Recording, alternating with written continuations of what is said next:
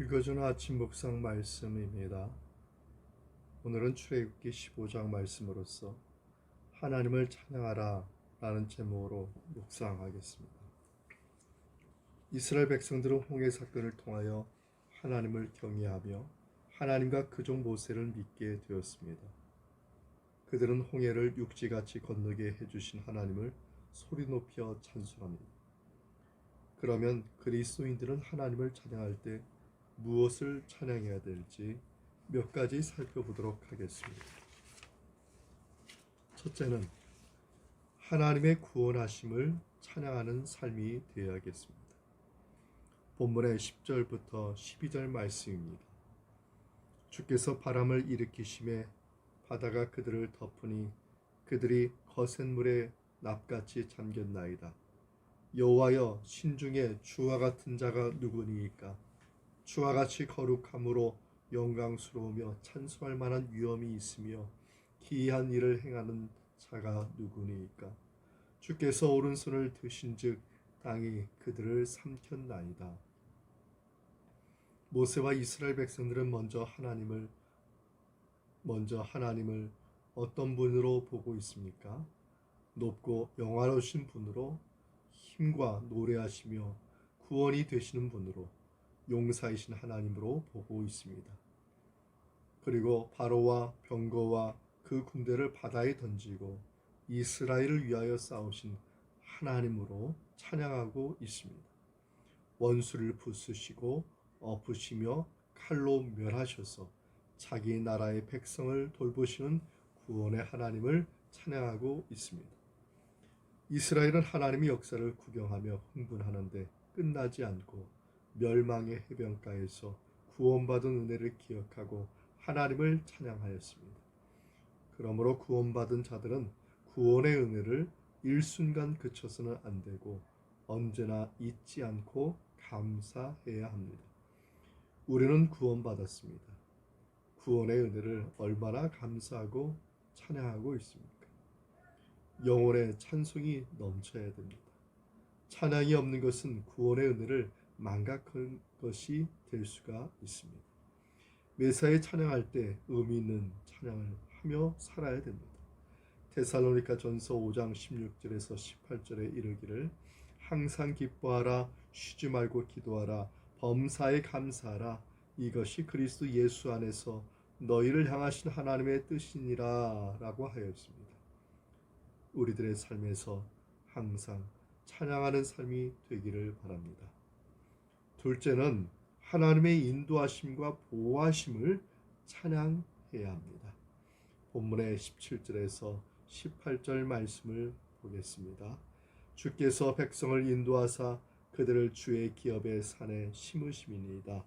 여호와여, 이는 주의 처소를 삼으시려고 예비하신 것이 주여, 이것이 주의 손으로 세우신 성소로소이다.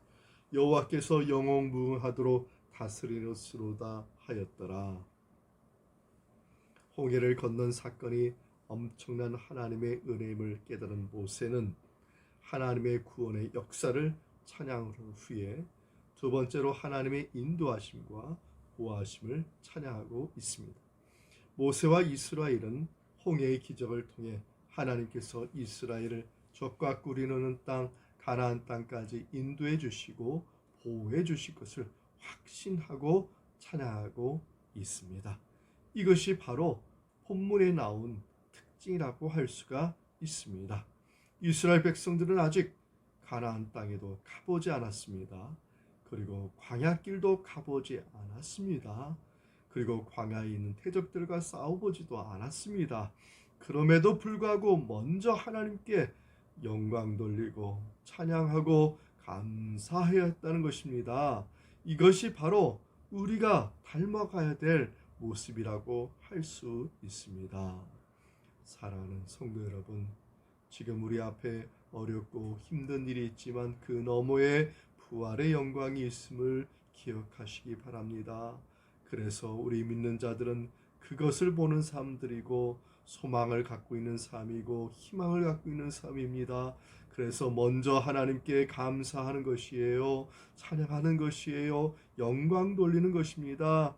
그것이 바로 하나님의 인도하심을 찬양하는 것입니다. 오늘 하루의 삶 가운데 아직 이 하루가 다 하지 않았지만 미리 하나님께 인도하심과 역사하심을 감사하고 찬양할 수 있는 우리 모두가 다 되기를 주님의 이름으로 축원합니다. 요한일서 5장 4절에 이르기를 무릇 하나님께로부터 난 자마다 세상을 이기느니라. 세상을 이기는 승리는 이것이니 우리의 믿음이다 라고 하였습니다. 셋째는 문제를 해결해 주신 주님을 찬양한다, 이렇게 볼 수 있습니다. 본문의 25절부터 26절의 말씀을 보겠습니다. 모세가 여호와께 부르짖었더니 여호와께서 그에게 한 나무를 가리키시니 그가 물에 던지니 물이 달게 되었더라.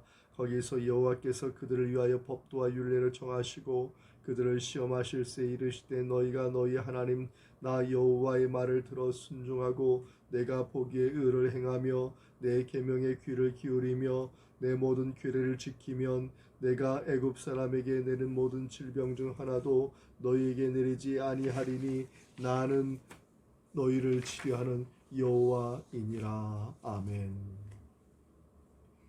홍해를 건넌 이스라엘 백성은 수르 광야로 들어가게 되었습니다. 거기서 3일 동안 물 없이 행군하여 마라에 도착했습니다. 그런데 마라의 물이 쓴 것입니다. 이때 백성들의 반응은 어떻습니까? 모세를 원망하기 시작했습니다. 그러나 이 원망을 들은 모세는 어떻게 했습니까? 백성과 싸우지 아니하고 도리어 하나님께 부르짖어 기도하기 시작했습니다. 그 결과 하나님께서 어떻게 하셨습니까? 응답하여 주셨습니다.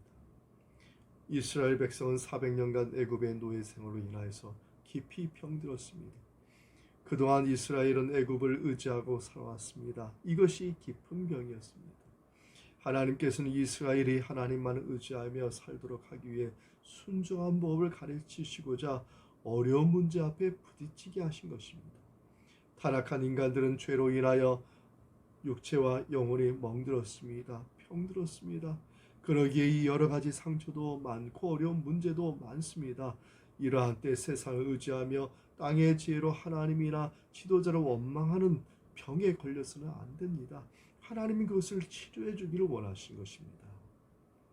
하나님의 뜻을 알고 하나님께 나아가 부르짖어 기도하면 우리의 육신적인 병뿐만 아니라 영혼의 질병까지도, 우리의 마음의 생각의 질병까지도 우리 하나님께서 예수 십자가의 보혈의 은혜로 고쳐주실 줄 믿습니다. 하나님의 구원의 역사를 찬양하는 삶을 사시기를 바랍니다. 하나님의 인도하심과 보호하심을 찬양하는 삶을 사시기 바랍니다. 문제를 해결해 주신 주님을 찬양하며 사는 삶이 되시기를 바랍니다. 우리 하나님께서 반드시 구원의 역사와 인도하심과 보호하심과 문제를 해결해 주신 역사하시는 주님이신 줄 믿습니다.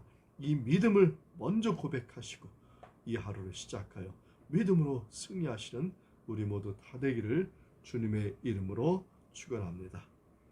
이 말씀의 은총이 우리 모두에게 함께 임하기를 바랍니다. 아멘.